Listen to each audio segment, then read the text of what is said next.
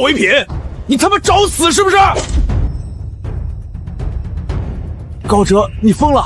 大家都是同学，你下手这么重，打得好激烈。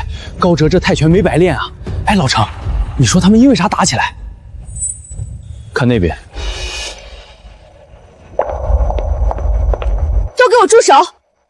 高哲、赵唯品，我好心给大家办场同学聚会，你们把我的聚会当成什么地方了？江大小姐，大家不都是按规则办事吗？判官给我发了任务，只要拿到温冉的内衣，就给我3万块。我操，3万块拿内衣，这判官是个变态吧？老程，你说这钱我能赚吗？你敢去，高哲下一个揍的就是你。够了，都给我回房间去！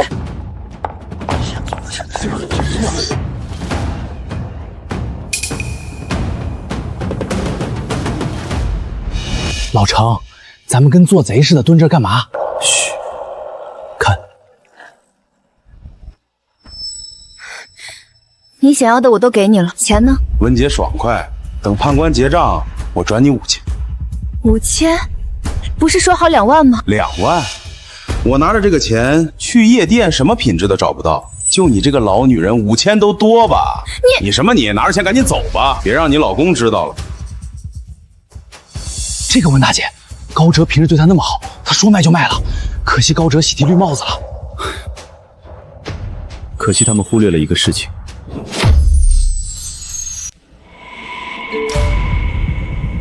赵唯品4线任务完成，已发放任务报酬3万元。看来越往后奖金越大了。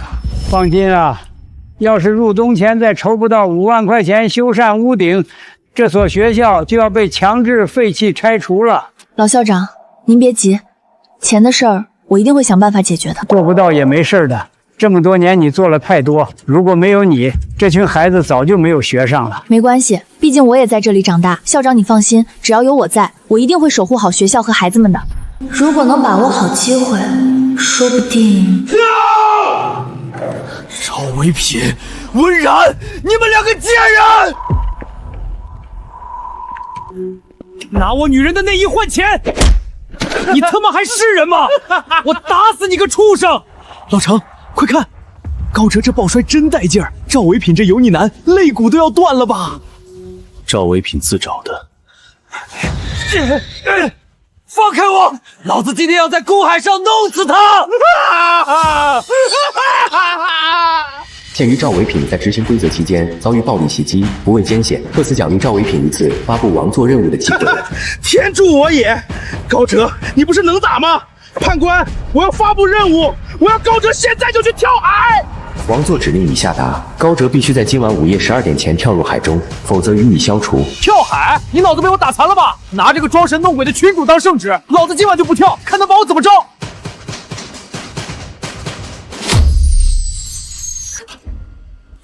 你还有脸哭？3万块，你就为了这点钱把自己的内衣给那个死肥头？我在你眼里就这么没用吗？高哲，你以为我想吗？你奶奶做心脏手术，明天就是缴费截止日期，医生说交不上50万手术费就停药，我们没钱了。高哲，再拿不到钱，奶奶明天就死在病房里了。温冉，对不起，是我没用，是我没保护好你。我才应该说对不起。对了，我给你煲了汤，今天早点休息吧。好。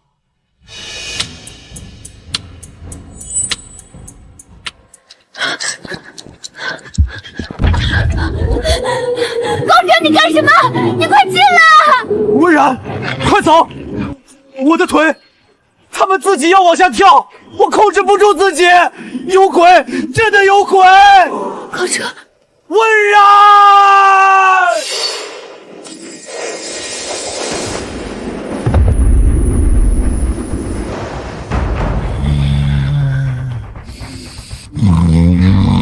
高哲已执行跳海指令，任务完成。老程，我刚刚路过驾驶舱，听见大副说搜救艇在海上转了3圈，连件衣服都没捞上来。高哲真的被那玩意儿……这个还不清楚，不过就目前看来，这个判官很清楚船上的一举一动。这尼玛太邪门了！那我们要怎么下船？江若薇不是说能随时靠岸吗？赵唯品，你这个杀人犯！杀温冉，你少在这儿发疯，是他自己心理承受能力差跳下去的，关我屁事儿。是你发布的跳海任务，就是你杀了他！大家评评理，昨天脱内衣的任务是不是他温冉自己配合的？拿钱的时候他笑得比谁都甜，现在人死了，他装什么贞洁烈女？我去，还有大款！没想到啊，温冉居然……不是这样的。够了，都别吵了！我已经让船长开启了信号屏蔽仪，警察和救援队很快就会来。在这之前，谁也不许再提那个什么判官。第2轮游戏准备就绪，游戏名称：谁是国王？规则由林瑟瑟与江若薇进行全员投票对决，胜者可获得王座指令1次，奖励3万元，败者将在今晚午夜12点予以消除。怎么会是我？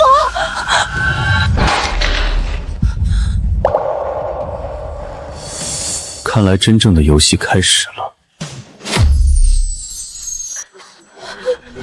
高哲死了，他死了，都是因为那个东西，那个判官。我不玩了，放我走，我要退出。收到玩家温冉退出申请，申请已批准，即刻执行消除。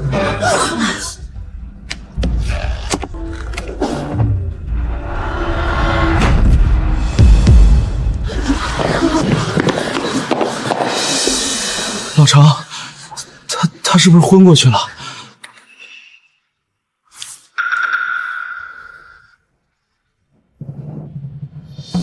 没了，就这么摔一下人就没了。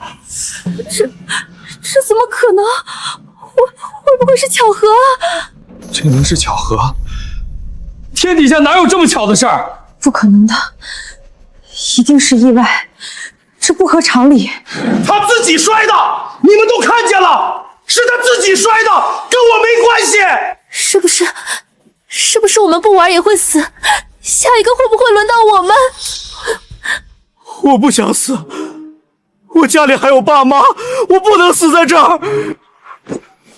老程，这不科学啊！那个判官到底是什么东西？他是怎么做到的？咱们是不是也被盯上了？我还不想死啊！我还不想死啊！我还没谈过恋爱呢。松手，胳膊要被你勒断了。不放，你看唐若都快吓哭了，我也快吓哭了。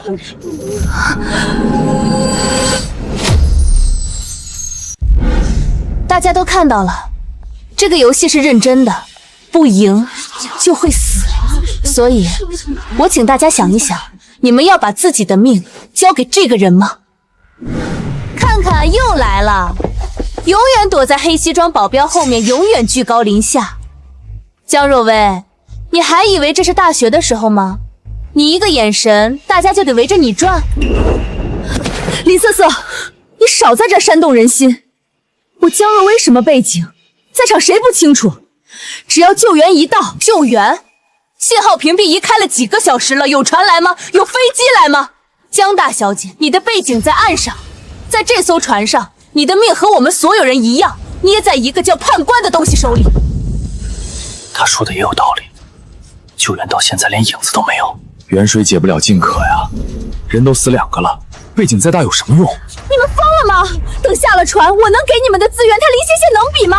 工作、人脉、项目，下船？江若薇，你连今晚都活不过，谈什么下船？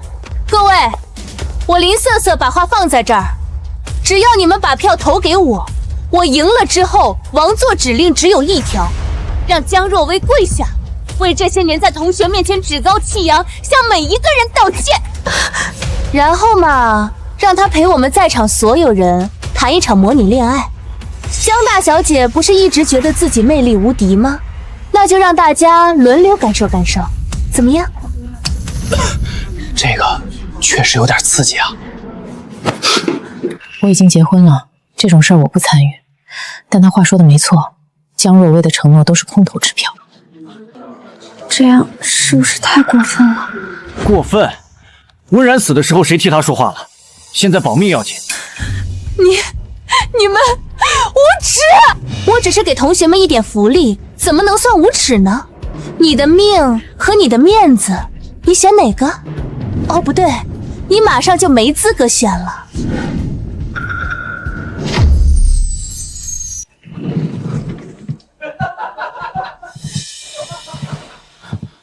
程，江若薇这是真的完了。林瑟瑟那张嘴太狠了。意料之中。怎么说？江若薇是戏花，越是这样高高在上，越让人想看她跌下来。林瑟瑟不需要真的兑现什么，她只要不断画饼，羞辱江若薇，践踏她的尊严。这张空头支票能永远压住江若薇开出的任何价码。因为江若薇的人脉资源是以后的事儿，但羞辱她的快感，现在就能想象得到。对，人心就是这样。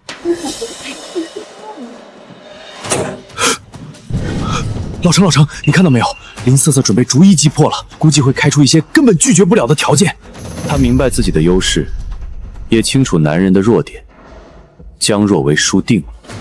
可惜了美女啊，好歹当年也是我女神。不过，江若薇不是没有翻盘的机会啊！都这样了还能翻？这个游戏的角色是随机的，这一轮是江若薇和林瑟瑟，下一轮是谁，谁都说不准。所以呢，如果我是江若薇，我就会从这方面入手，告诉所有人，你们今天帮林瑟瑟弄死我，明天你站在这个位置，别人也会这样对你。规则面前，没有永远的安全。有道理啊。可是江若薇那个脑子能想到这层吗？不知道，但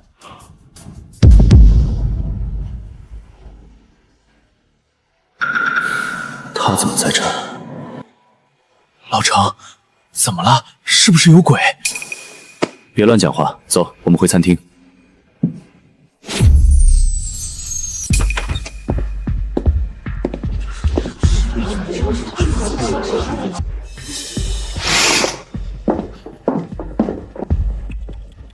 果然狠人才能在社会上生存下去。一个愿打一个愿挨。瑟瑟姐，下一个轮到我了呗，咱们老同学了，我肯定投你。你，赵维品，你以为我什么货色都收？你，林瑟瑟，你别太过分！滚吧，别耽误我做正事儿。你那票我不要了。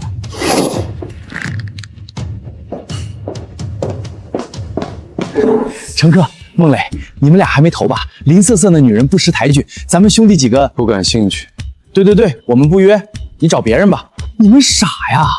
林瑟瑟现在势头这么猛，不站她那边，等江若薇倒了，下一个就是我们这些没背景的。你站了，他也没要你啊。行，你小子有种，等游戏轮到你们头上，别怪我没提醒你。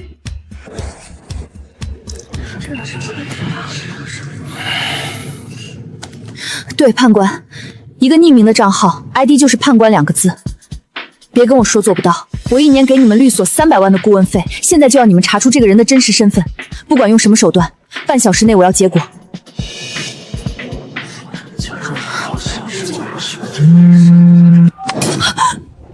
怎么会这样？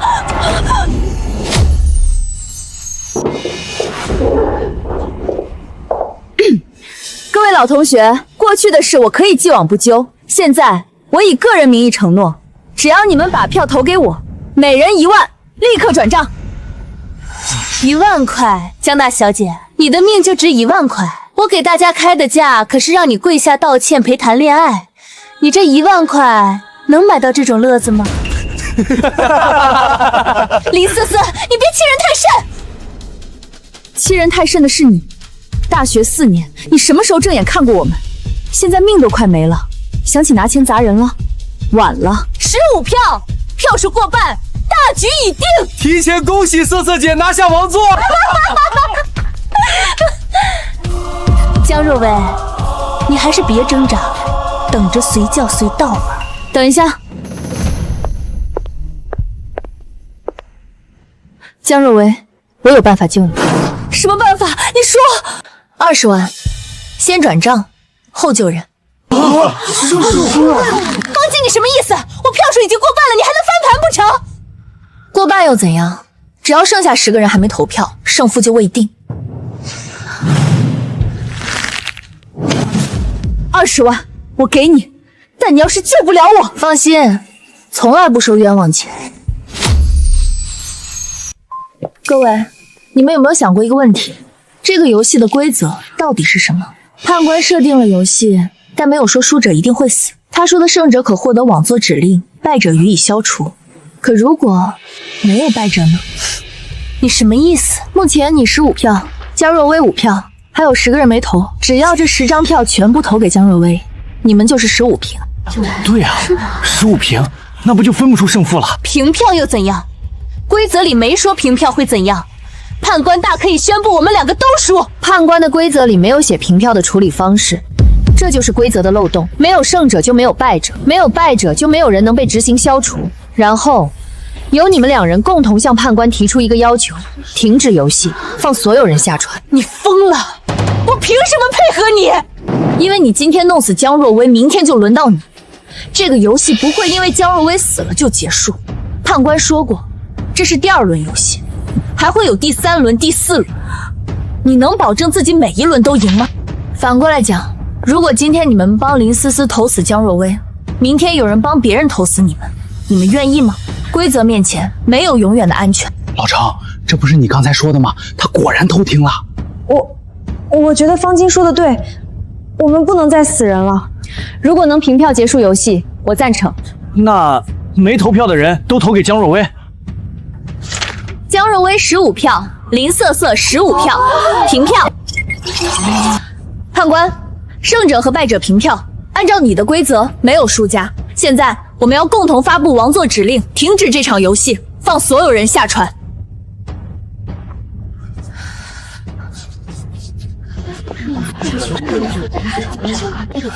20万到手，陈哥，你的主意不错，我不白用，分你5万。你确定游戏已经结束了？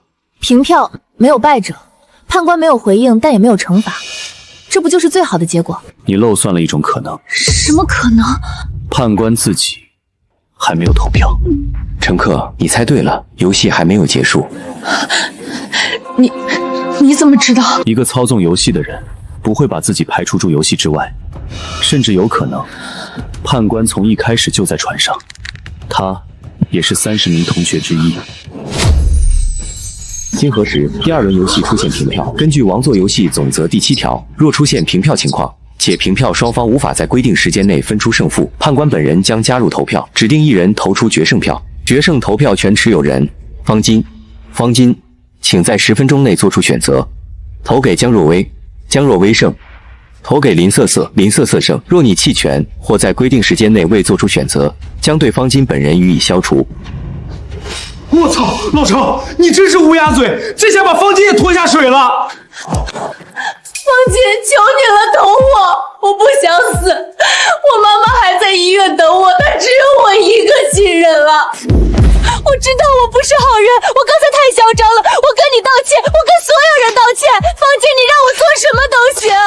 思思姐，我把我所有的钱都给你，3万块，判官刚奖励的3万块全给你，还有我自己攒的10万都在卡里，密码我现在就告诉你。方巾，20万我已经付了，投我再加10万，30万。江若薇，你不是人，有钱了不起吗？规则如此，你没钱就闭嘴。方巾，你看看他是什么人，他从来瞧不起我们。你今天救了他，他明天就翻脸不认人，到时候他也会这样对你的。50万，方巾，投我。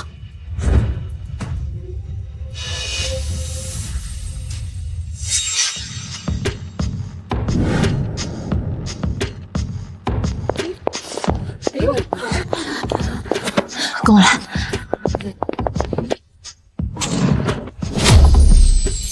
陈科，我道歉，之前在走廊偷听你和孟磊说话，是我不对，我不该偷听，也不该拿你的主意去骗江若月的钱。你道错歉了，你应该去跟江若薇道歉，毕竟你坑的是她的钱。那不重要，陈科，我知道你一定有办法，你从一开始就看穿了规则。方巾，你刚才在众人面前出尽风头，20万到手，风光无限，现在火烧到自己身上了，想起找我来了。陈科，你要什么条件才肯帮我？钱，还是别的？之前亲你那一次，你不是也挺享受的吗？别了，方姐姐，我可没有趁人之危的爱好。但这件事跟我没关系，你的麻烦也应该是你自己解决，还是算了吧。距离投票截止还有3分钟，方巾，请做出选择。方巾，我知道我不是什么好人，可我真的没有退路了。我妈在 ICU， 一天的费用就是我1个月的工资。我来这个聚会就是想看看能不能找江若曦借点钱。我不是故意要害人，我是走投无路了。距离投票截止还有2分钟。方巾，你答应过我的，而且如果你选林瑟瑟，那些钱你1分都保不住。老程，你刚才在厕所里到底跟他说了什么？方巾怎么失魂落魄的？距离投票截止还有1分钟。方巾，求求你，你松手，时间快到了，我要投票。方巾，我所有积蓄都给你，我还可以去借高利贷也行，只要你投我。那你松手啊！你抓着我，我怎么投票给你？投票时间到。方巾，你真是太天真了。所以你从一开始抓着我不松手，就是为了让我以为超时被消除。不错，可惜你长得这么漂亮，还想留着你当筹码的。瑟瑟姐，你刚才的眼泪，眼泪是最不值钱的东西。我妈在 ICU 教会我一件事，除了钱和自己的命，什么都不重要。好狠毒的女人，你就不怕遭报应？规则是判官定的，又不是我。方巾自己蠢，怪得了谁？再说了，别把问题都推给女人。刚才跟我进仓库的时候，怎么不说我很多？判官，倒计时结束，方巾没有投票，该消除她了。决胜投票已完成，方巾投给江若薇，败者林瑟瑟将在午夜12点予以消除。不可能，你投了？什么时候？我明明……对付像你这种没有下限的狐狸精，我怎么会没有后手呢？不可能！你是怎么投的？谁让你投的？是乘客。是你。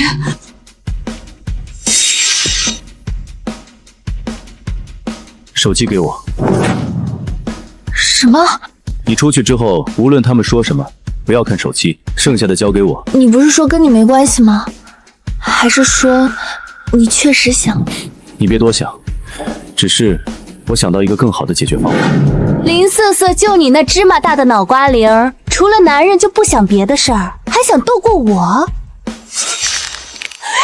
想，我不能死！瑟瑟，别追！判官可没说现在能离开屋子。放开我！放开我！他不会。胜者江若薇获得王座指令1次，请在10分钟内发布指令。我的指令是停止王座游戏，立刻放所有人下船。指令已收到，权限不足，无法执行。江若薇国王身份取消，游戏升级。方巾，这是怎么回事？我也不知道。游戏名称：找朋友。本轮游戏规则：裁判将说出3个关键词，描述在场某位同学的秘密。全体玩家投票猜测此人是谁，猜对，游戏结束。判官将根据错误次数，随机消除相应数量的玩家。本轮奖金每位玩家累计10万元。现在有请本轮游戏的裁判入场。高哲，你不是已经……阿弥陀佛，上帝保佑太上老君吉吉如律令，妖魔鬼怪快离开老程！老程，那是高哲，高哲不是跳海死了吗？他怎么在这儿？欢迎参加找朋友游戏，我是你们的裁判高哲。第1轮关键词即将发布，请各位做好准备。第1回合开始，偷窃、贫困生补助、钢琴。不是我从来没有偷过东西。不是你还能是谁？咱们班就你一个贫困生，就你一个弹钢琴的，琴房丢过东西的事儿谁不知道？当年学生会查了好几回都没查出来，原来是你小子！贫困生补助、钢琴、偷窃，这3个词确实只能指向陆毅。我们班30个人，弹钢琴的就他一个，拿贫困生补助的也只有他一个。没错，陆毅，你赶紧认了吧，别耽误大家时间。猜对了，游戏就结束了，对大家都好。可是陆毅不像是会偷东西的人啊。你懂什么？越是不像的人越有可能。当年琴房丢了好几套琴谱和调音器，值不少钱呢。除了他还能有谁？我说了不是我，我是拿了贫困生辅助，我也会弹钢琴，但我从来没偷过琴房的任何东西，你们凭什么污蔑我？污蔑？那你倒是说说，这3个词儿不指你，还能指谁？贫困生补助，全班就你一个；钢琴，全班也只有你一个；偷窃，那就更不用说了。贫困生补助、钢琴、偷窃，这3个条件确实只能锁定陆毅，但判官既然敢把这个当谜题，答案会这么明显吗？不对，判官说的是描述在场某位同学的秘密，不是描述大家都知道的特征。而且第一个词是偷窃，不是小偷。这有什么区别？区别很大，偷窃是一个行为，不是一个身份。它可以指偷过东西的人，也可以指被偷过东西的人。裁判，我们投票陆毅，我也投陆毅，我也投陆毅。投票结束，猜错。第1回合猜错，每人累计1次说谎印记。不是你，那你怎么不说清楚？你刚才为什么不解释？解释？你们给过我说话的机会吗？从高哲说完第3个词到现在，我每说一句话你就打断我，你让我解释什么？不是陆毅，那还能是谁？我们班真的没有第2个人会弹钢琴了。大家毕了业这么久，好多人好多年没联系了，就算上学的时候不会弹钢琴，谁能保证后来没人学过？方晶说的对，刚才判官的规则大家也听到了，猜错会有随机惩罚，不是只惩罚投错票的人，是所有人都有危险。第2回合即将开始，请各位做好准备。情书、偷拍、愤怒，都看我干什么？赵维品，你别装了，上学的时候偷拍女生宿舍那事儿，谁不知道？当年你被辅导员叫去谈话，全校都传遍了。我也想起来了，大2那年，赵维品追过江若薇，写了7、8封情书，人家1封都没回。后来他在男生寝室里骂了一整晚，全楼道都听见了。第2天女生宿舍就出了偷拍的事儿，时间对得上。郑林，你少血口喷人！偷拍的事当年就查清楚了，没有证据，辅导员都没定我的罪，你凭什么在这给我定罪？赵维品，刚才你带头投陆毅的时候可不是这么说的，你说越是不像的人越有可能，怎么轮到你自己就不认了？我去，这个赵维品简直是赵没品，活该被公开处刑。别忘了，猜错了是全体随机惩罚，我们也在同一条船上。行，我认，情书是我写的，偷拍那事儿我确实被调查过，我当时也很愤怒，这3个词说的就是我，行了吧？猜错。第2回合猜错，每人累计1次说谎印记。陆毅不是，赵维品也不是，这2个人明明都对得上，为什么都不是？陈克，你到底有没有想法？我们现在该怎么办？我不想死！判官说游戏结束后随机消除，现在已经2次错误了，鬼知道会消几个人，万一消到我呢？我们明明觉得证据确凿，为什么还是不对呢？老程，你说这不合理啊！赵维品那3个词，情书、偷拍、愤怒，每一个都精准对得上他。陆毅那3个词也是，贫困生补助、钢琴，全班就他一个。这要不是正确答案，那判官到底想让我们猜什么？陆毅的线索精准对应他的特征，但答案是错的。赵维品的线索精准对应他的劣迹，答案也是错的。所有人都在盯着同学找线索，但线索和答案之间的关系是谁来定义？如果高哲的灵魂还在那具躯壳里，那他给出的关键词指向的很可能不是同学们的秘密，而是他自己。他恨谁，他就用谁的秘密当谜题，不是让我们猜同学，是让我们猜他心中的那个人。老程，老程，你走什么神呢？我有个猜测。什么猜测？快说！还差一个证据，等第3回合。第3回合，第1个词救人、撒谎、游戏。这说的是谁啊？喂，有人觉得说自己的，赶紧站出来！是江若薇。救人，他假装要救大家上岸；撒谎，他从头到尾都在撒谎，说什么信号屏蔽仪、救援队全是假的。游戏，这场王座游戏就是他的船。林州，你别血口喷人，我和大家一样被困在这里。我要是幕后黑手，我刚才至于差点被投票处决吗？谁知道你和判官是不是一伙的？你刚才没死，说不定就是演的一出苦肉计。林州，林瑟瑟死了，你心里有气，我理解。但你拿我撒气有什么用？投错票，大家都得死。裁判，我想确认一件事。规则里说，你描述的是在场某位同学的秘密，那么裁判本人算不算在场的人？裁判没有否认，裁判本人也算在场的人，所以关键词指向的可以是裁判自己。裁判自己？可是，那之前的回合也是一样的。陆毅那3个词，赵维品那3个词，如果指向的不是陆毅和赵维品本人，而是高哲眼中的他们，或者说，是高哲和他们之间发生过的事。比如第1回合，陆毅偷窃，当年负责的学生会成员正是高哲，所以虽然和陆毅有关，但这是高哲自己的秘密，是他根据当年的事总结出的秘密。程老大，太牛逼了！小意思。所以第3回合的3个词救人、撒谎、游戏，说的不是我们在场的任何一个人，是裁判自己。高哲跳海之前，为了救温冉，不惜和赵维品当场动手，这是救人；他骗所有人说他不怕判官的惩罚，这是撒谎；而他死后被做成裁判，被迫主持这场游戏，他本身就是这场游戏最大的棋子。可是，万一猜错了呢？这次再错，错误数就累计3轮了。反正我投高哲，2轮参错已经证明了常规思路行不通。乘客的分析是唯一能解释所有线索的答案，信他还有一线生机，不信大家一起等死，你们自己选。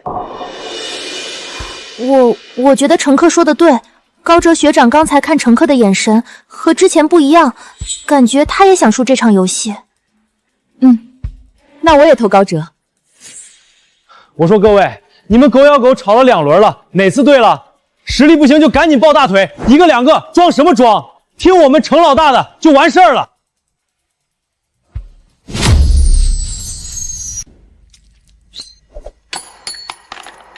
猜对了，谢谢你们，我终于可以离开了。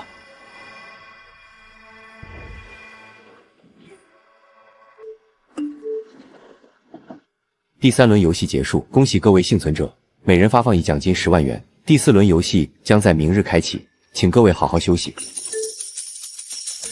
老程，牛逼啊！3言2语就把裁判给说没了。走走走，回房间睡觉，老子腿都软了。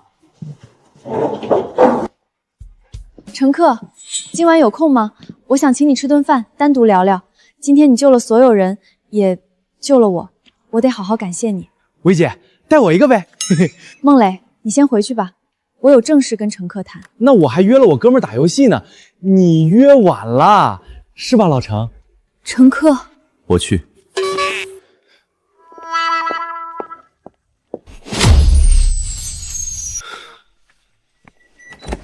手机还能用，但外网全断了。判官是想把我们困在这里。第1轮大冒险任务，奖励1万元；第2轮投票对决，败者消除；第3轮找朋友，随机消除。判官对于船上的一切了然于胸，且对很多情况都有备案，恐怕这已经不是判官第1次举办游戏了。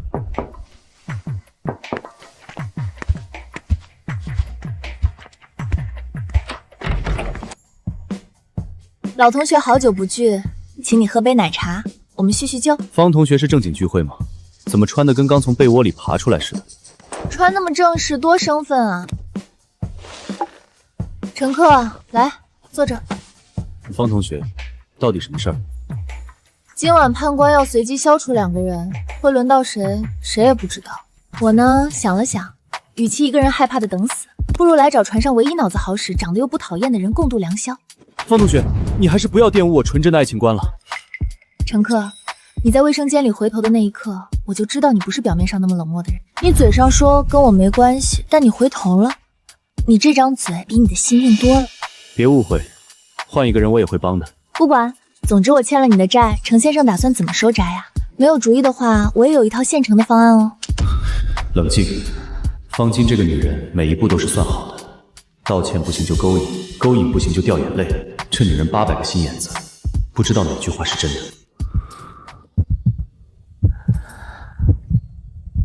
你心跳很快，被你吓的。那你怎么不推开我？谁啊？应该是孟磊，我去开门。不好意思啊，乘客，我是不是打扰你了？不打扰，进来吧。哟，江总也来送温暖，早知道多买一杯奶茶了。不必，我不喝那种廉价糖水。乘客，方姬，你回避一下。上厕所还讲究先来后到呢，我凭什么回避啊？乘客，江总，你还是有什么说什么吧。江若薇，判官下一轮放什么屁都没人知道呢，万一是比拼才艺呢？你这 PPT 做的是不是太早了点？无论游戏怎么变，本质上都是资源博弈，提前布局才能占主动。这种思维，临时抱佛脚的人当然理解不了。你能理解，怎么不见你前几轮站出来说话呢？那你呢？大半夜穿成这样在男人房间里待着，你又想要什么？我喜欢他。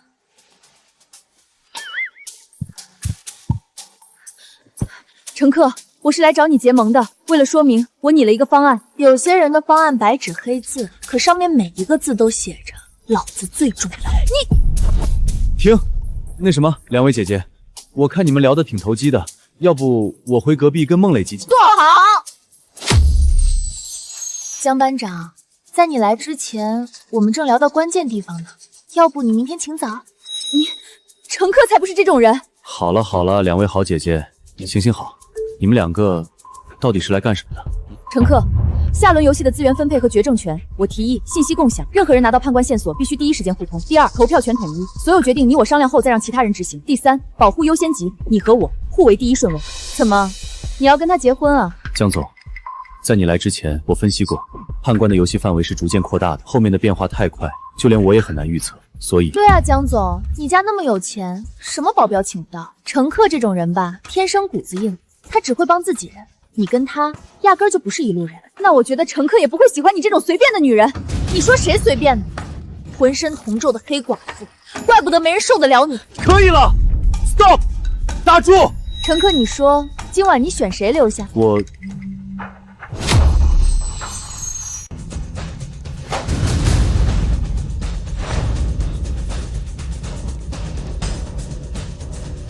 随机消除，没有逻辑，没有预警。清除开始，本次消除名单：孙杰、周勇、刘波。既然我没在名单上，我就先回去了。乘客，方案留给你，明天早上我等你的答复。什么结盟？他就是一个人在房间里快被吓疯了，来找你，无非是想抓个人陪他挨过这几分钟，利用你罢了。你刚才不是也怕得发抖？害怕是真的，来找你也是真，这两件事又不冲突。今晚我不想一个人睡，万一明天名单上有我，今晚就是我最后一次。行了，你上不了那名单。你怎么知道？毕竟阎王殿也怕心眼子太多的人。那我今晚就赖在这儿了，反正我不管。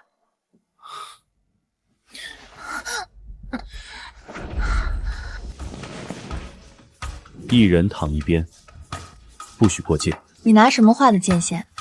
意念啊？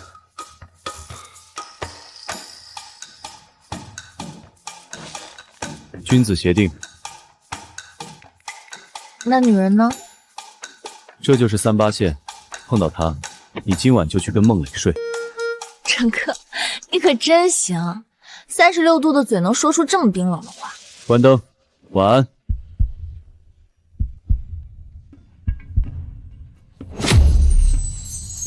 第4轮游戏，致命问答，规则如下：2名玩家进行6道题的问答对决，答对多者获胜，胜者获得一次命令机会及30万元奖金，败者当场消除。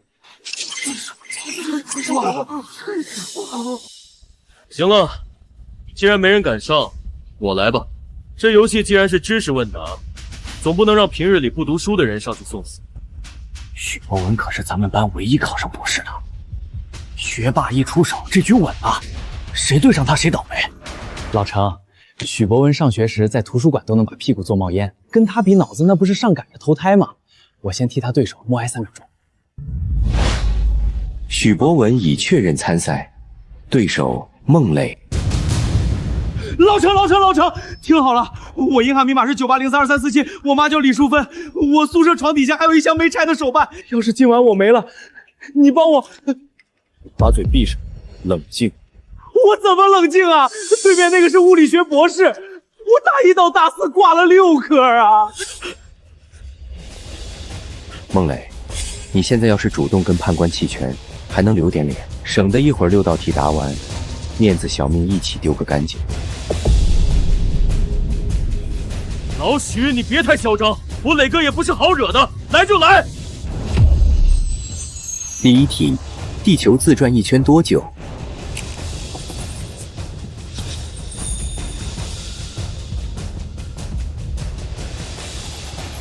？1天。许博文正确，孟磊正确。判定理由：一天不仅字数更简练，且相较于24小时更具口语化亲和力。双方各得1分，比分1比1。我操，这也行？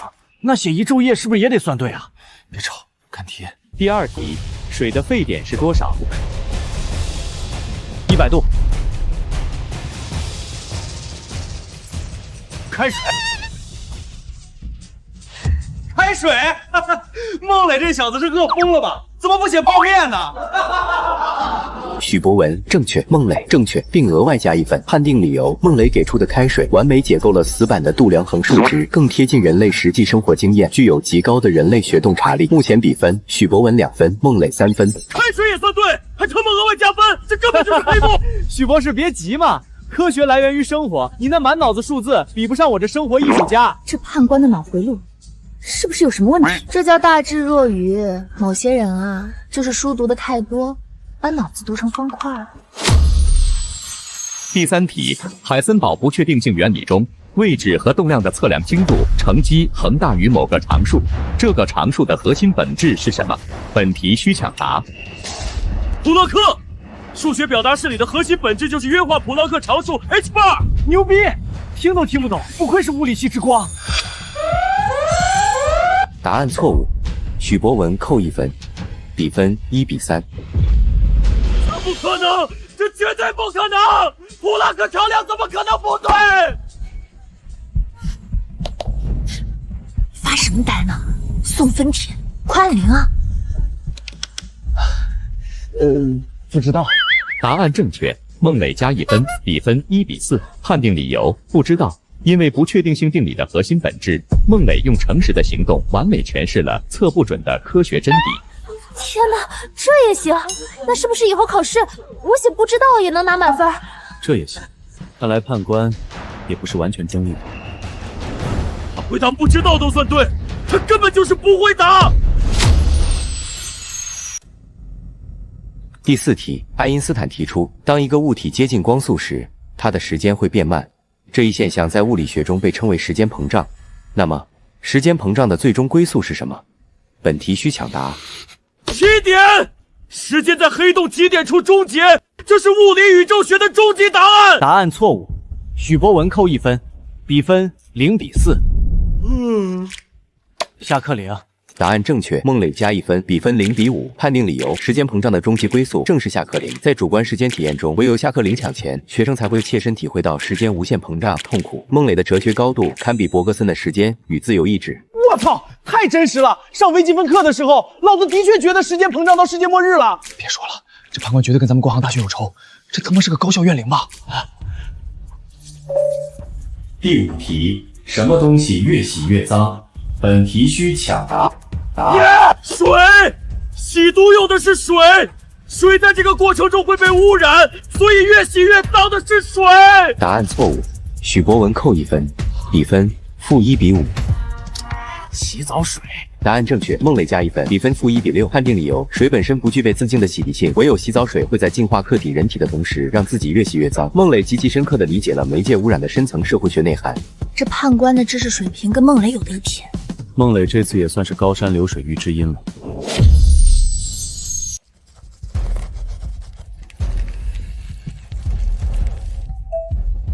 第6题，你现在最想说什么？请用3个字回答。本题为终极决胜题。判官的逻辑绝不可能这么简单，这题是心理测试，更是圈套，说要救命，太窝囊。说放了我太软弱，说我恨你太负面。判官是个绝对的掌控者，他喜欢高傲的人向他低头，屈服于规则。3个字。有了，求放过！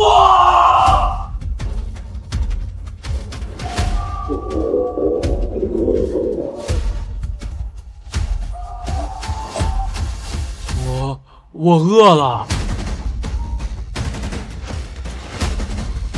开小评定，曲博文错误，孟磊正确。最终比分孟磊获胜。判定理由：求生欲在真正的宇宙虚无前一灯如豆，毫无意义。唯有孟磊的我饿了，直视了哺乳动物最原始、最纯粹的肉体本能。这不仅是3个字，更是一生对宏大叙事的解构与反叛，堪称存在主义在公海之上的终极觉醒。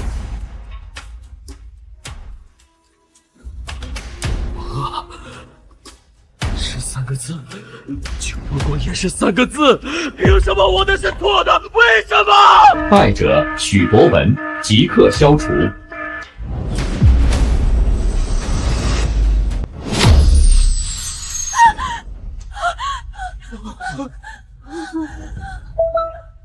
胜者孟磊获得1次命令机会及30万元奖金，请在10分钟内发布命令。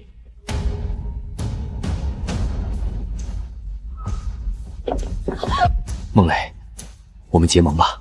你现在用命令问判官，江若薇会不会参加下一场游戏？只要你帮我问出这个，我卡里现在有10万，立马转你。孟磊，跟我过来。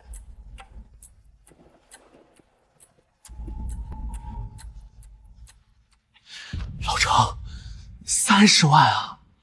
我把那个物理博士干趴下了，我是不是可以换大别墅了？把你的兴奋劲收一收，你现在拿到的不是30万，是一张保命牌。林州想利用你偷师问问，江若玉等会绝对会来找你谈判。你要是现在把这机会当成交易卖了，下一轮就得等死。那老程，你说我该问什么？让判官现在停手，还是直接问判官到底是谁？这个命令怎么下，取决于你自己。孟磊，你这一轮是靠运气活下来，下一轮可就没人能保证了。你是想只图自己多活1秒，还是想给所有人找一条生路？我想带大家活下去。虽然平时看那帮孙子挺不顺眼的，但我实在不想再看人死在面前了。程，听我的。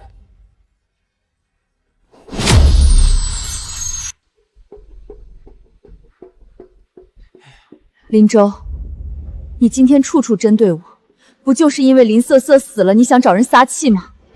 但逼死他的是判官的规则，凭什么怪到我头上？不怪你，如果不是你非要显摆你点臭钱办聚会，非要把船开到公海上，大家会落到这个地步？这艘船就是判官的游乐场，而你是判官手里最大的一张牌。林州说的对，他江若薇上船有保镖，还有备用卡，咱们有什么？凭什么所有的风险都要大家来担？游戏的出现谁也没有想到，为什么要把错怪到我一个人头上？我也是受害者。这可说不准，说不定这些就是你一手策划的。一贫无据，只会血口喷人。你好了好了，不要吵了，这可是我磊哥的主场，让我发挥。判官，我要执行命令。我的命令是，为下一场游戏的破局提供一条100%真实的有效线索。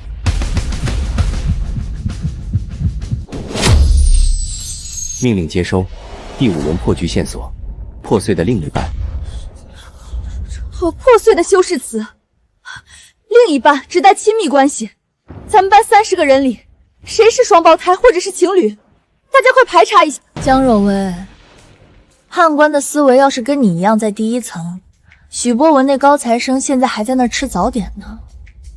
劝你少动你那金贵的脑子。方杰，你什么意思？你行你上啊！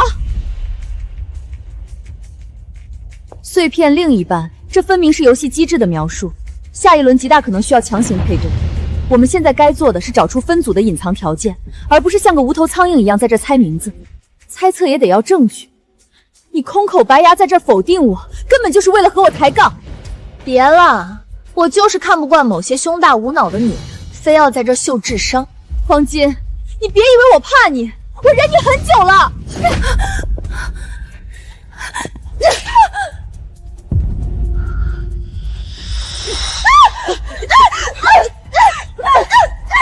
黄金，住手！大小姐，别打了！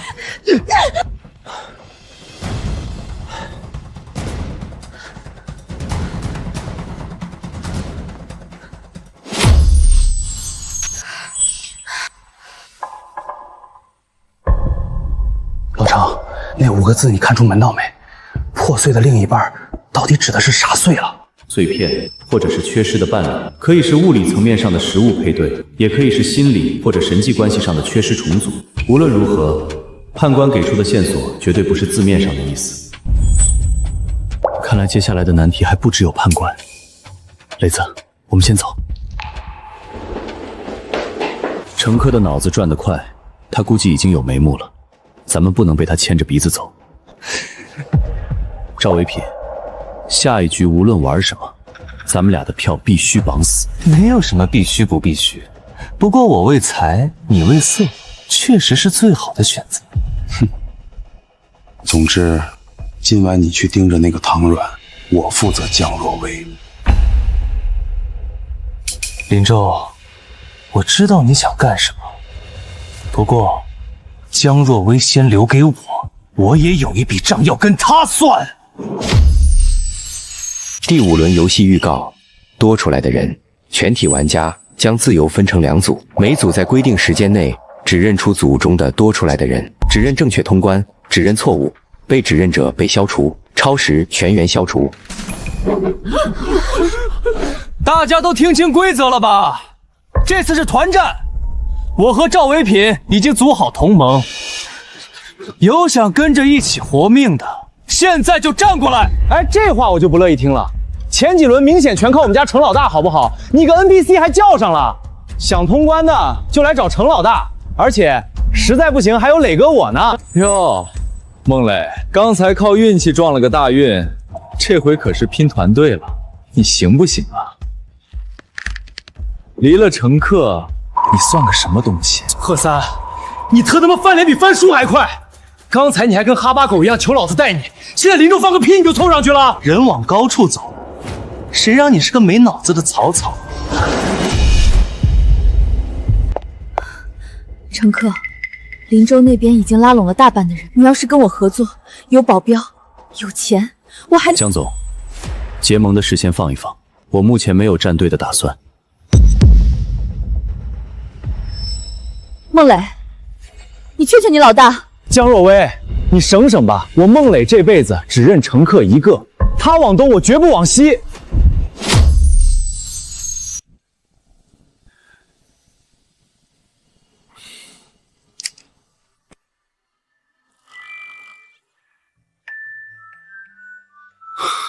方同学，解释一下。我那屋的空调坏了，被子潮得没法睡，没办法，只能来找我的大救星挤一晚喽。说真的，你能不能别一言不合就往我房间跑？程克，你能不能不要不识抬举啊？我不管，我们亲也亲了，也睡一张床了，你得负责。不是，咱俩那天可啥也没干，除了你把我从床上踹下去2次之外，就没有其他接触了。记这么清楚，程克，你心里是不是觉得我这么缠着你，只是想找个大腿利用你？那你是吗？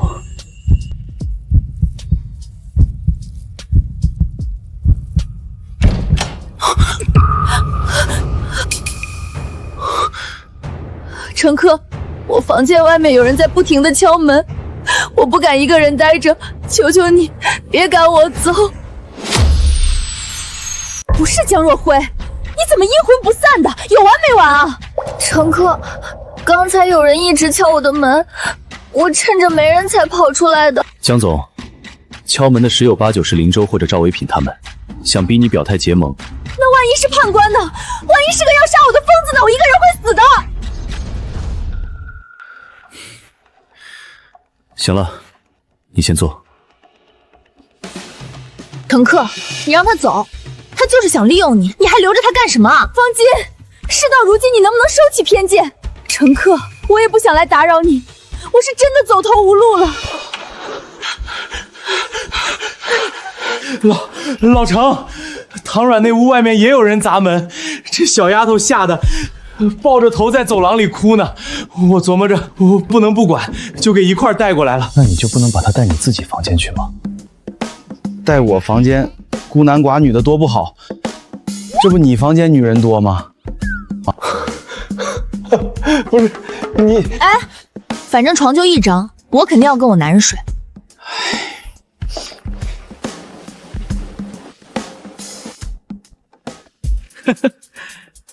OK， 就咱们5个，也算是强强联合。算个屁！非要带2个拖油瓶进来，真不知道你们怎么想的。乘客，我知道我很弱，脾气也不好，但是你让我做什么，我都会努力去做的。程大哥，我也是。要不然还是带上他们吧，也不能看着他们送死啊。既然你都这么说了，那好吧。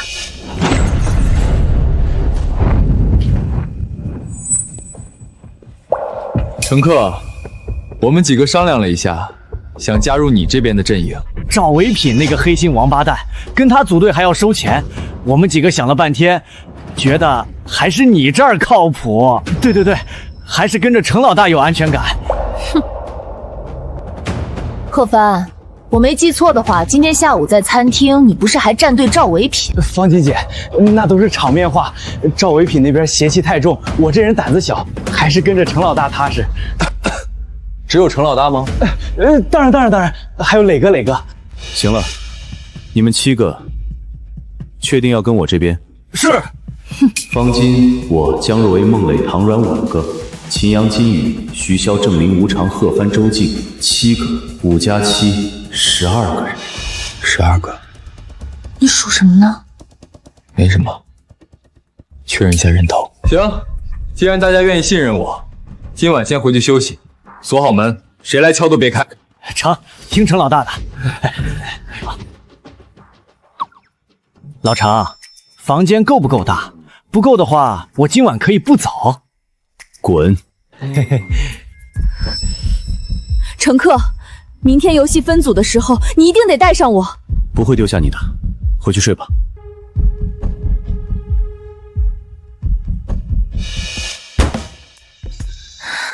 人都走了，我们继续刚才没做完的事。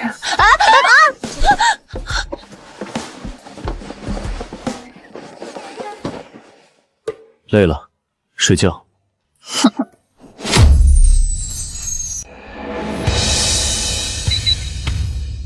乘客组12人，赵唯品组13人。游戏开始。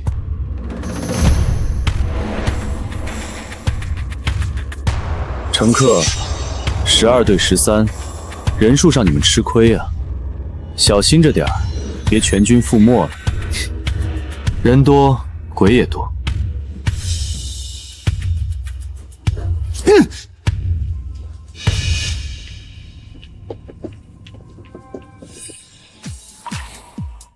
时间只有20分钟，我们先报一遍名字吧。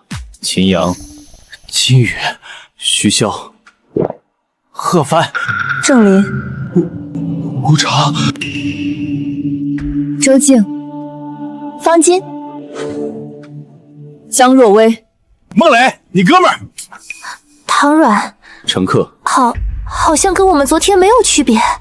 对啊，那个人真的混进来了吗？我怎么一点感觉都没有？秦阳、金宇、徐骁、贺帆、郑林、吴常、周静、方金、姜若薇、孟磊、唐阮，我不多不少，刚好12个人，跟昨晚我数出来的人数一模一样。30个同学，之前已经消除了7个：高哲、温冉、黎瑟瑟、许博文、孙杰、周勇、刘波。难道克子，你想到什么了？今天早上分组时，赵唯品那组13个人，我们组12个人，12加13， 25。可是原本应该只剩下23人，多了2个人。也就是说，那个多出来的脏东西，早就在昨天晚上或者更早之前，就已经不着痕迹的混进我们中间了。有2个可能：第一，这个人在聚会一开始就混进了我们当中；第二，是因为我们的记忆被篡改了，所以无论当时的情况怎样，我们都记得昨晚有12个人。所以我们中间真的有一个我们根本不认识的人。可是我感觉每一个人我都认识啊！老程，快，想办法！挺大个老爷们儿，你不是说你不害怕吗？大家都冷静点，我们应该先对一对记忆，万一那个判官植入的记忆有什么逻辑不对的地方呢？我觉得方金说的对，我先来。无常上学时候被我戴过绿帽子。你他妈再说一遍！就是当时的陈露啊，你不会还不知道吧？我他妈杀了你！妈的，要不是做游戏，老子才懒得跟你抢，给你戴一辈子绿帽子。行了，把嘴闭上，不够添乱的。我不是假的，我还有周静跟若薇大学一个寝室，若薇能证明。唐软，我记得你睡觉很轻，有一点动静就行。周静喜欢动漫，每次都托我给她带周边回去。对的，我也记得若薇每次回来还会带些香水和化妆品。我大学喝多了尿过床，徐潇知道。我大学几期借给郑玲300块钱。确实。咱俩不用对吧？老程，你在看什么？磊子，你知道这个房间里没人值得100%信任。嗨，咱俩多少年了？你对我的记忆，万一是判官编的呢？万一我就是那个……啊！我靠，疼死了！你有病啊！不是磊哥说你太晦气了。那我跟乘客昨晚刚有一场劲爆的回忆呢，所以也不是我。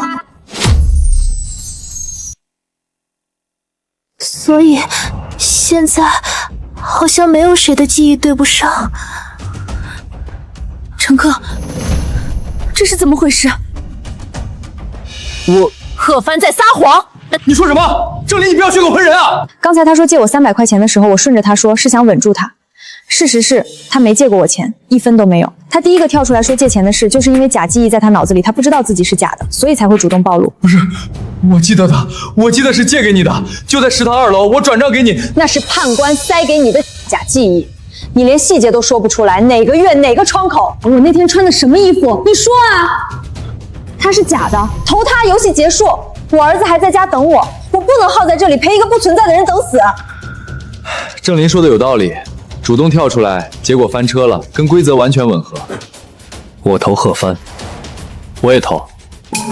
我不是假的，我记得我是真的。等等，先别投。投票结束，备选者贺帆。猜错，游戏继续。都别乱投了，判官在上一团不是给过线索吗？不能再这么耗下去了。那条线索破碎的另一半，大家到底有没有想法？我有个想法，另一半一般就是用来指伴侣的，对吧？你的意思是夫妻？在座的有人结了婚吗？不是我结婚了，但我有孩子，我儿子刚满2岁的。郑林，线索对得上，破碎的另一半，一个已婚的人，一个在外面有家庭有伴侣的人，他就是带着另一半进来的。而且说不定判官故意利用我们的同情心，把鬼设定成一个结婚有娃的人。你放屁！无常被戴绿帽子上不也是破碎的关系吗？为什么偏偏是我？那个不一样，你这个确实更像，反正我投郑林。投票结束，备选者郑林。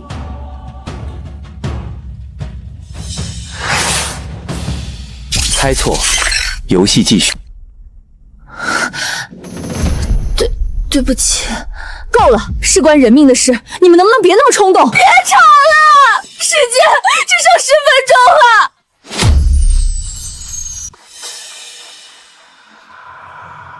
10分钟，这怎么可能找出来？其实有一种办法。什么办法？盲投，还剩下10个人，挨个投。运气好，下一轮就蒙对；运气差，死几个人之后也对上了，总比全组消出强，至少能活一部分人。我同意，死几个人，找到那个假货的概率越高，到最后只剩2、3个人的时候，谁是假的就一目了然了。那被投错的人怎么办？但再这么拖下去，大家一起死，盲投至少有人能活，死的人就当他命不好。那凭什么你来决定谁命不好？那你来决定，你说投谁，我们都跟你投，你说得出来吗？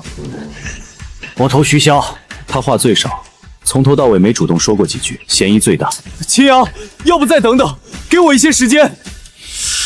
乘客，我知道你不认同，但时间不等人，对不起了。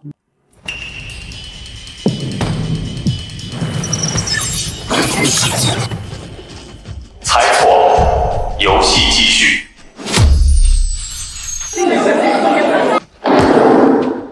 秦阳，我受不了了，这太不人道了！你也举了，你他妈现在装什么圣人？之前上大学的时候，我就知道你是个混蛋，我亲眼看见你去篮球队偷球。我他妈就知道你那天去体育室是去举报我的。金宇，你少在这装好人！我那双球鞋你借了就没还过。球鞋？死到临头了，你跟我翻球鞋的旧账？那你呢？大二小组作业你一个字没写，害我们全组差点挂科，你要不要也解释一下？鸽子，怎么办啊？要没时间了。破碎的另一半，破碎的。判官把人关在一个密闭空间里，告诉他们人群中有一个鬼，然后看着人们互相猜忌。线索是破碎的另一半，另一半。我知道线索是什么意思了。判官的线索是破碎的另一半。我们之前一直在猜这5个字指向谁，都猜错了。我们都得想想，到底什么样的关系才算是破碎的。方金，你讨厌我吗？你说什么傻话？我怎么会讨厌你？我在厕所拒绝帮你的那一刻，你讨厌过我吗？讨厌，我当时想抽你。磊子，你讨厌过我吗？想不起来。大一我弄丢你银行卡那次，你怀疑是你隔壁寝室的王鹏偷的，王鹏不认，你跟他打了一架。我说你太冲动，你说我胳膊肘往外拐。好吧，确实，不过好哥们儿哪有不吵架的？小问题，小问题。不用问，我以前瞧不起你，觉得你在班上没存在感，觉得你研究那些怪谈是不务正业，在船上的时候还威胁过你。判官想表达的也许是，这才是人与人之间真实的关系。那些完美无缺的，从不惹你生气的，才是假的。而现在，在座的所有人，我跟你们都有过不愉快的会议，除了……不是我，真的不是我。别急，在场的人，有人跟唐汝闹过不愉快吗？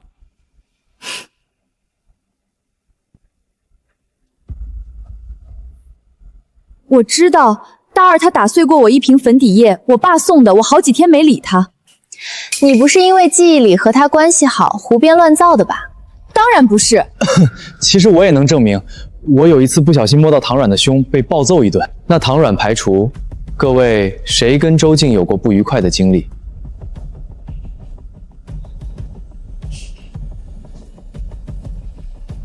我真的不是啊，我跟金宇是一个县城出来的，我跟秦阳一起参加过补考乘课，你还帮我送过准考证呢。对，我确实记得，但这都不是不美好的回忆。这不公平，难道人品太好也是错吗？可是我确实记得和周静一起上学的经历，会不会不是他？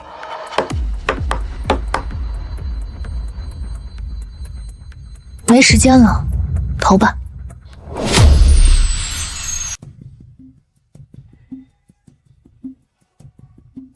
投票结束，备选者周静，投票正确，恭喜各位游戏通关。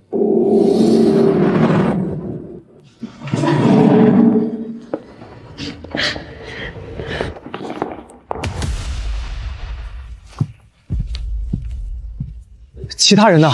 怎么就你俩了？哼，都投出去了呗。难道你们还真有把那个破主意坚持到底的？赵唯品、林州，你们太没有人性了！哼，江若薇，别着急，还没轮到你。 8个，你们找到多出来的人了？当然，这关很简单，只有猪才会去盲投。乘客，你给我等着！恭喜各位存活至今。为了表示祝贺，我将提前为各位播报下一轮的游戏规则。第6轮，猫鼠游戏，玩家分为猫鼠2队，猫队猎杀鼠队，鼠王可猎杀猫王，猫抓到所有老鼠即胜，老鼠猎杀猫王即胜。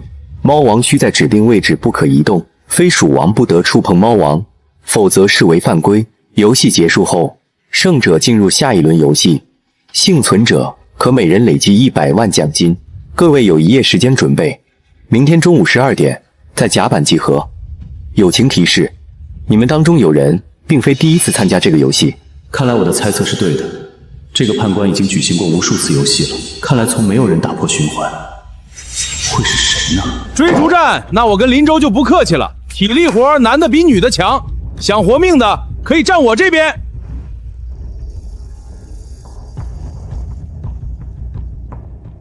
对不住啊，程老大。哈哈哈哈哈！乘客，这次你带着3个拖油瓶，你还拿什么跟我斗？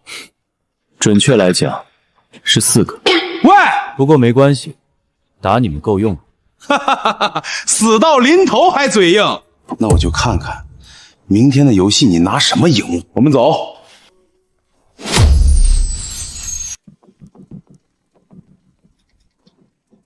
都睡不着。明天就是猫鼠游戏，判官说这是最后一轮，我倒有点不敢相信。我也觉得今晚可能是最后一次5个人坐在一起了，不来点睡前护士可惜了。方晶姐，你别说不吉利的话。开个玩笑，小唐软，你大学的时候胆子没这么小啊？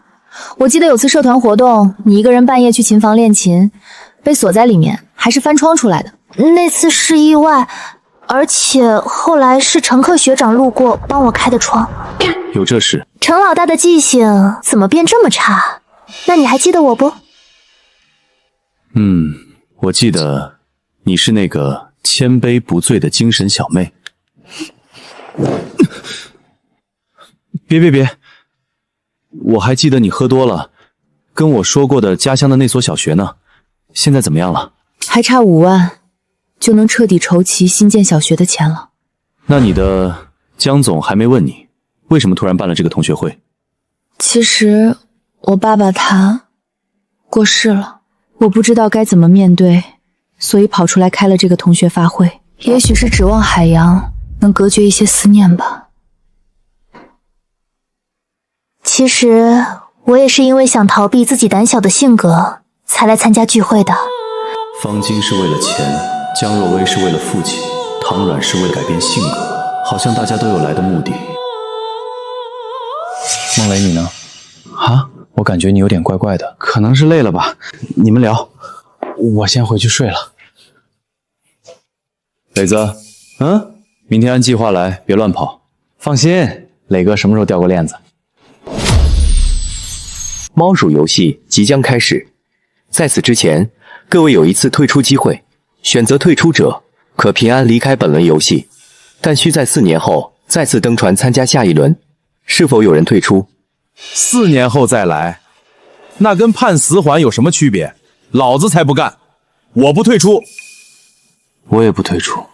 4年，这种鬼游戏，再来一遍，谁知道能不能活着出去？这次你们能聘见乘客，下次不一定有乘客带你。无人退出，游戏开始。猫队成员赵维品、林州、秦阳、金宇、吴常；鼠队成员乘客方晶、江若薇、孟磊、唐软。各队自行推选鼠王和猫王。1小时后，猫鼠追逐正式开始。走，咱们进屋开会。他们人多，猫王肯定会被层层保护。我们这边鼠王的人选现在定。我当鼠王。我跑得快，体力好，关键是我长得就像个诱饵。你们掩护我，我去找猫王。你确定？老程，信我一把。行，但你必须按计划走，别逞能。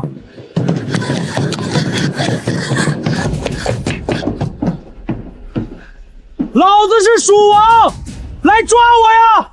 有本事就来！这个傻子。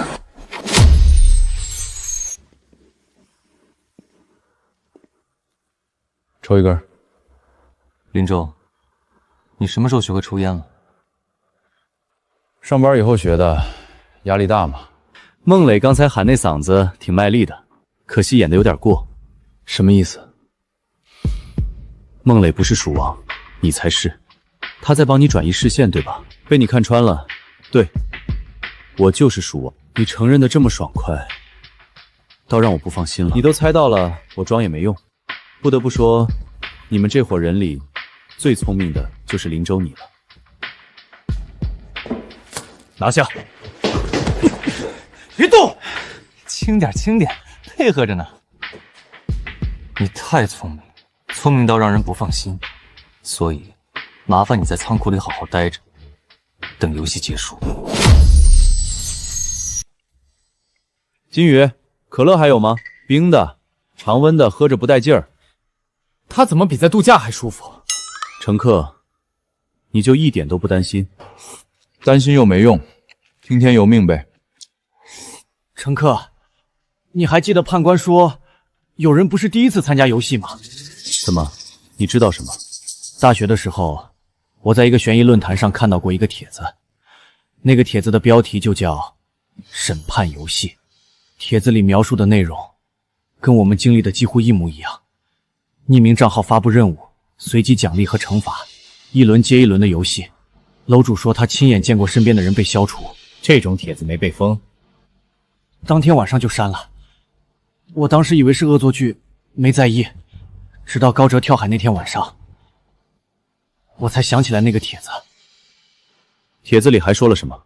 说最后活下来的人可以获得一个愿望，无论什么愿望，财富、权力，甚至颠倒生死。颠倒生死，那不就是可以把死了的人复活？那个楼主是这么写的，没人知道是真是假。原来如此，那就说得通了。什么说得通？没什么。乘客，你来了，坐。盒饭还有，就是凉了点儿，吃吧，吃饱了才有力气。乘客，对不起。没事。程大哥，若姐，没事，坐这儿吧。老程给我找的什么破地方？撑住，孟磊，撑住！只要猫抓不到你，老程就多一分胜算。就算饿死在这儿，也不能出去。老程，你可一定要赢啊！乘客，真有你的！鼠队被抓了3个，就剩一个女人和一个废物，你倒是吃得下饭。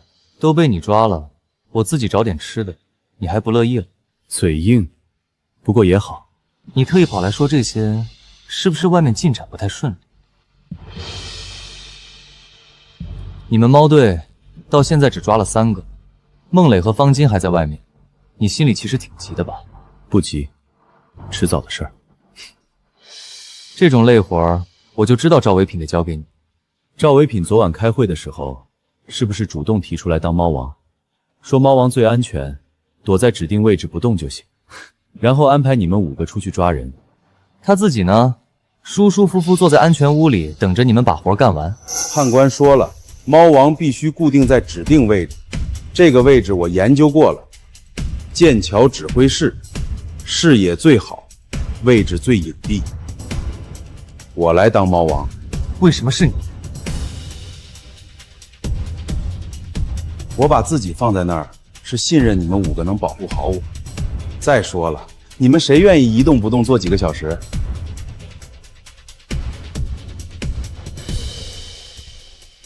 林州，你带队去抓乘客，他脑子好使，但体力不行，找到他就赢了一半。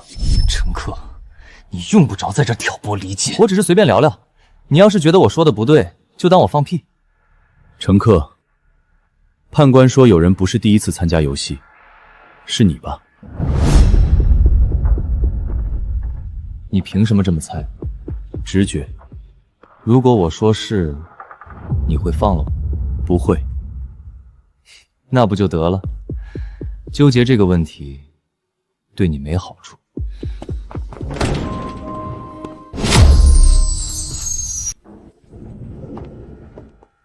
外面跑了一圈，渴死了。想想反正最后也要被抓，不如自己过来，省得他们费劲。我还没抓你呢。那就算我自首。乘客被抓，我们被困在这里，你怎么这么不负责任？总比你在这发大小姐脾气强。你除了给乘客添乱，还会干什么？方金，你别太过分，我说的是事实，懒得跟你吵。谢谢你们刚才没把门锁太紧。不客气。金宇，你刚才说的那个论坛帖子的事，等游戏结束了，能跟我详细说说吗？行，没问题。哟，挺热闹啊，老鼠们都凑齐了。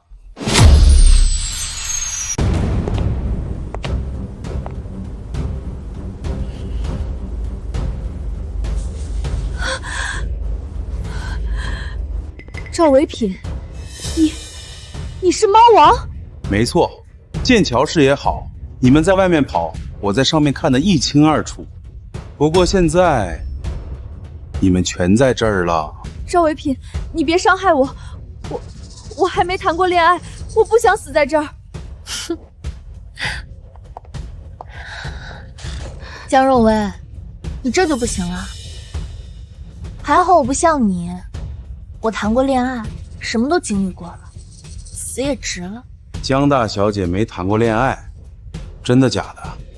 真的，我爸管得严，大学4年你们也都看到了。我真的不想什么都没经历过就死在这儿。江若薇，跟我走，我可以教你。你能保我活吗？保你活，那你要听话，不光能活，下了船还有享不完的福。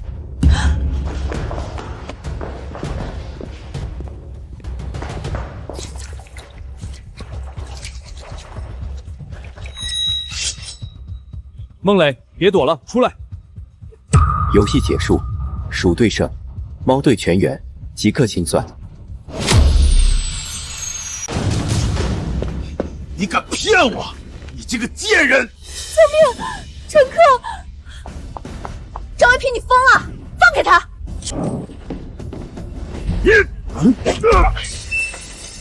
你没事吧？乘客，都是你！从第1轮开始就是你在坏我事儿，没有你，我早赢了！乘客！乘客，你的手。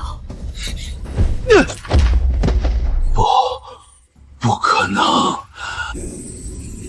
赵唯品被消除了，怎么办？我不想死啊！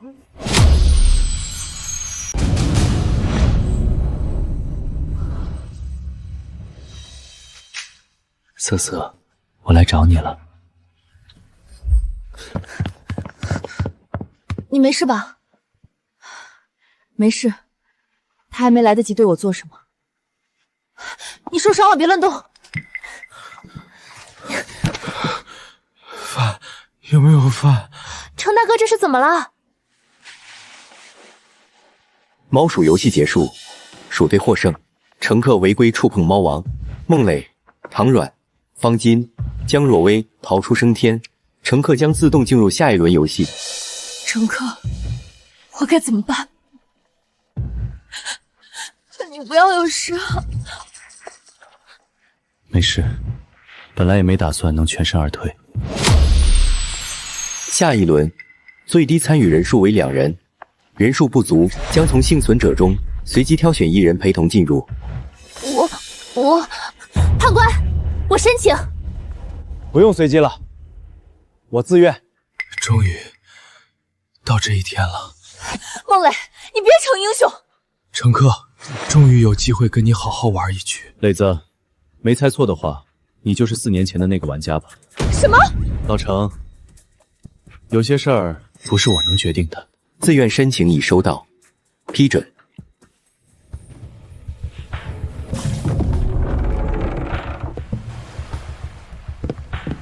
乘客！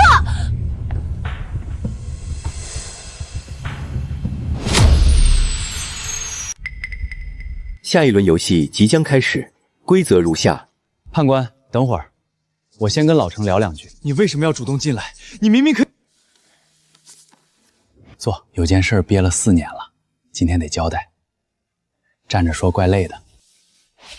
4年前，我玩过这个游戏，一起玩这个游戏的人里，还有一个好像你也认识，但游戏结束后，我就记不清了那个人了，可能也被消除了吧。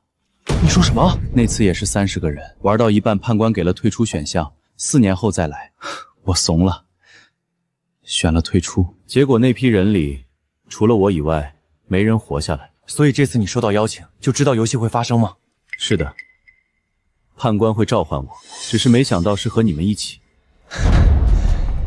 可以啊，磊子，我都被你骗了。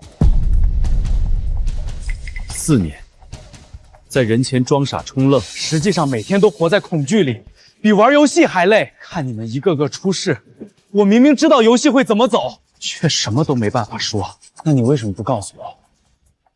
我们其实可以一起解决。规则不允许，说了，所有人一起清算，我也没办法。老程，你是我最好的哥们儿，我一直都想正式跟你来一句，这4年太痛苦了，这一次我可不会心慈手软。最终游戏，骗子游戏，规则如下：共3轮，各摇5颗骰子，轮流对总点数做预测，只能加码。认为对方欺诈可揭穿，胜者获得500万及逃出升天，败者消除。第1轮开始。老程，我动真格的了，你做好准备。我会的。对不起啊，老程，毕竟我还没活够呢。10个骰子，大于30。加码，大于35。加码，大于40。磊子，你以前打牌就这样，好牌话多，烂牌装果断。刚才你敲桌子那2下，跟你炸金偷鸡的时候一模一样。你少炸我，我揭穿你。6、5、4、3、1， 19点。4、3、3、6、6， 22点，总计41点。揭穿错误，总点数32点。孟磊预测大于40，为真实。第1轮，孟磊胜。我刚才说了，这把不放水，你那套观察对我没用。行，下一轮。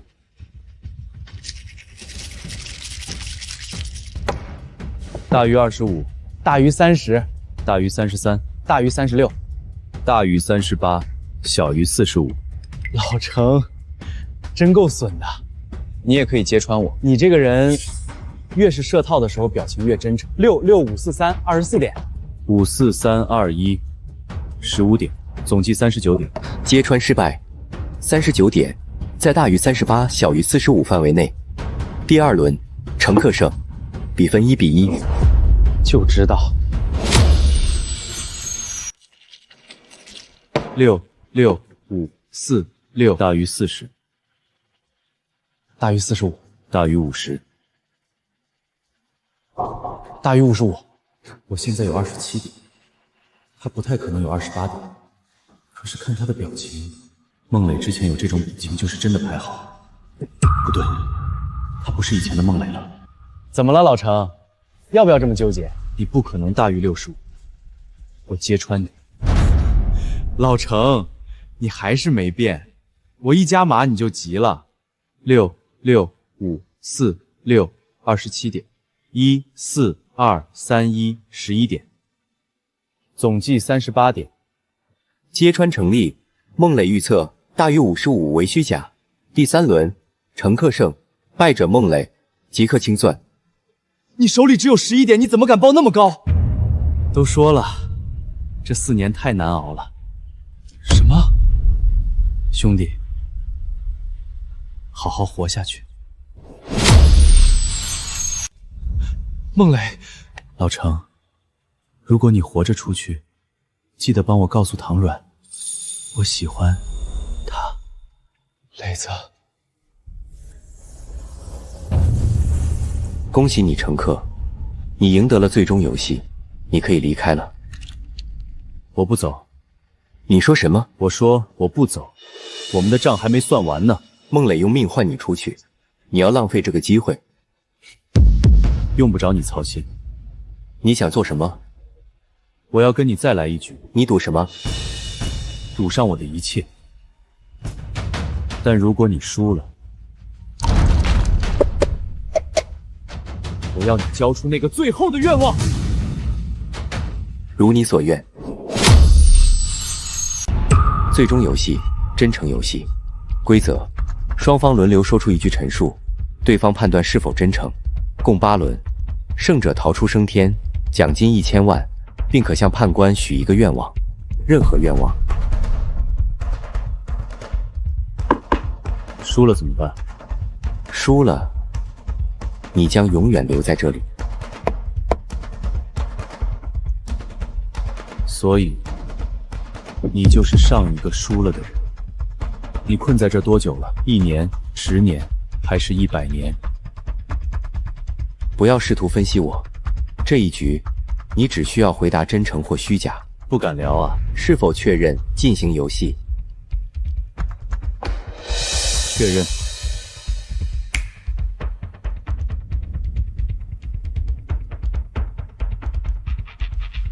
为了公平，我将自己的能力抽出，化为独立裁判。此刻开始，你我是平等的玩家。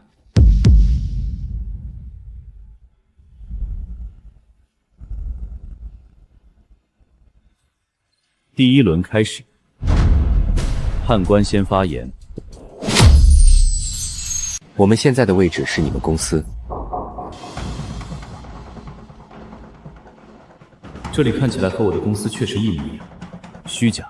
判断错误。第1轮，判官得分1比0。乘客，你的缺点就是想太多，很多事答案在表面，你偏要挖第3尺。乘客的回合。我伸出的手指是中指。不真诚，你在挑衅我，这不是单纯的陈述。判断错误，乘客得分1比1。陈述内容与事实相符，意图不纳入判定范围。你想的也不少，我就是单纯描述一下手指而已。你看，没关系，我们再来。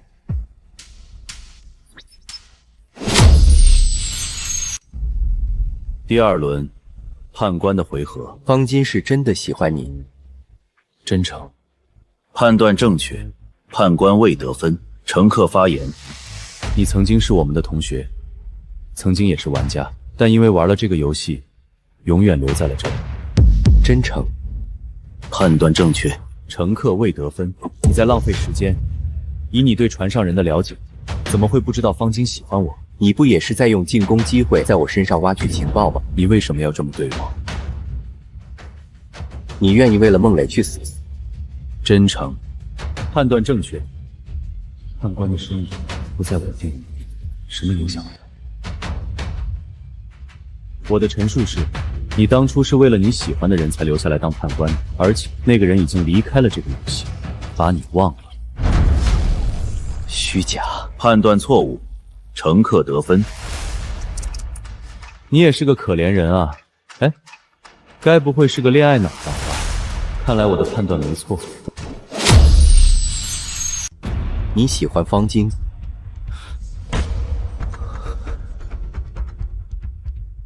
真诚。判断正确。乘客发言。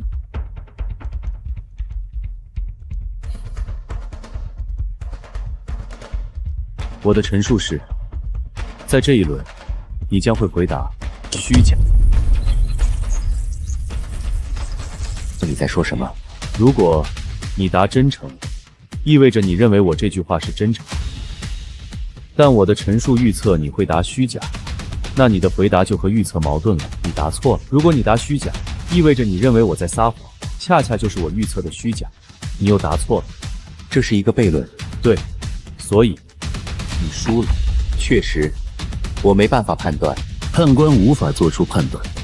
乘客胜，最终比分3比1，你赢了。说出你的愿望，任何愿望皆可实现。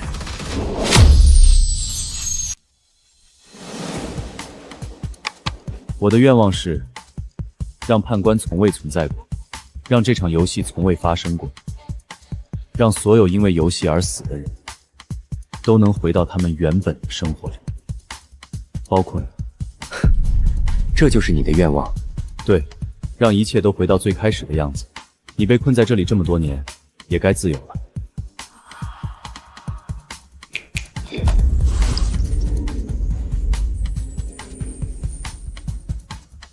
乘客，我果然没有看错人。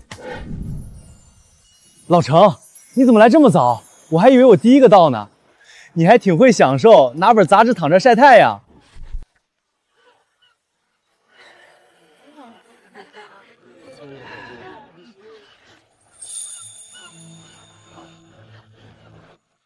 老程，你发什么呆？睡傻了？磊子，没什么，少吃点。唐软，孟磊说他喜欢你。陈克同学，挡人家太阳很不礼貌的哦。放心，今天穿这么漂亮，不会又是为了那点奖金吧？那得看判官给多少了。